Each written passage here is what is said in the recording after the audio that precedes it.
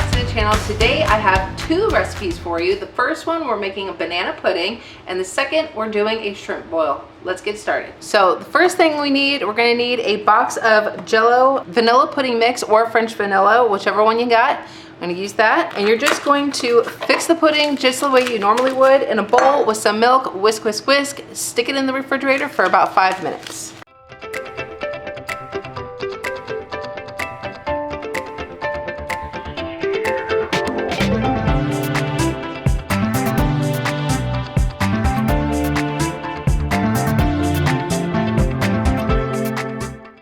Okay, so next you want to go ahead and get a bowl. I have this bowl here because I don't have one of those really pretty glass trifle dishes or containers, whatever you want to call it. So I'm using this really nice big bowl. I'm going to take some vanilla wafers and you're going to line the bottom.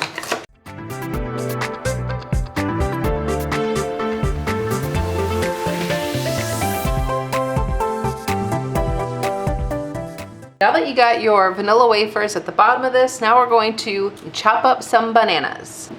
Got the rest of this banana here that I want to use up.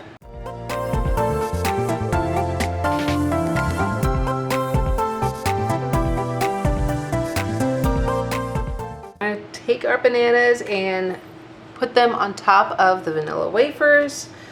And we can do all of this while we're waiting for our pudding to thicken up in the refrigerator.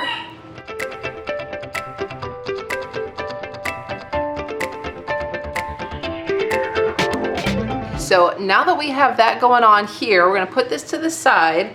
And the next thing we're gonna do is we're gonna take a block of cream cheese and some evaporated milk, and we're going to mix these together. Okay, so your cream cheese should be nice and softened.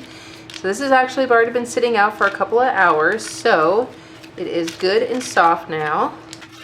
So stick that in there. So I also realized in my directions that I'm following, you're supposed to use 1 can of sweetened condensed milk. This is evaporated milk. We're just gonna go ahead and use it anyway, and we're gonna see what happens. So now I'm gonna use my electric mixer.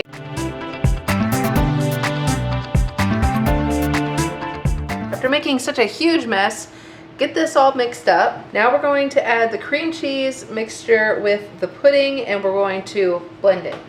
Boy, we are really winging it today because I had accidentally got this one is not just, oh, add your milk and then stick it in the refrigerator for 5 minutes. I accidentally got the cook and serve. So this was either supposed to go on the stovetop or in the microwave. So I just did about 6 minutes in the microwave. I stuck it in there for 2 minutes, and then I would stir and then do another 2 minutes, stir, and then I think this is like, yeah, this is like the 6 minute mark. So this is finally thickening up, but I'm gonna let it sit for just a couple of minutes. I can't believe I am really messing this up because the last time I made the banana pudding, I did not screw up as much as I am right now. So that is what I'm doing right now. I'm just gonna let this cool off, and then once it is, I'm going to add this into there and then mix that all up, and hopefully everything is going to be okay. All right, y'all.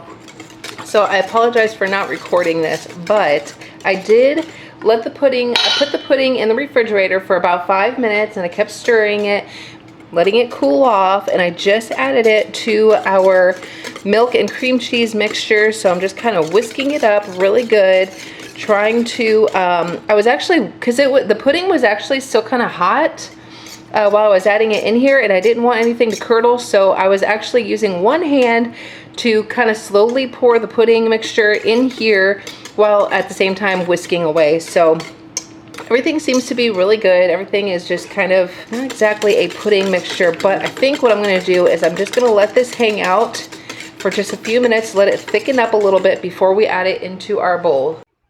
I'm having to do a voiceover for the rest of this because TJ was talking to me, so it's better off that I just do this. So anyway, what I'm showing you here is that I'm just adding the layers to the banana pudding.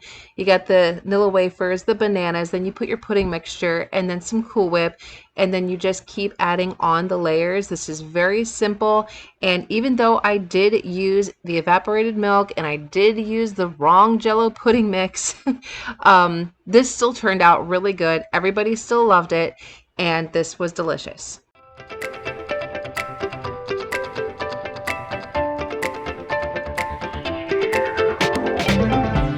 Baby sweet corn and the potatoes here. I'm gonna parboil them for about 10 minutes. I'm gonna get the, got it on high, put the lid on.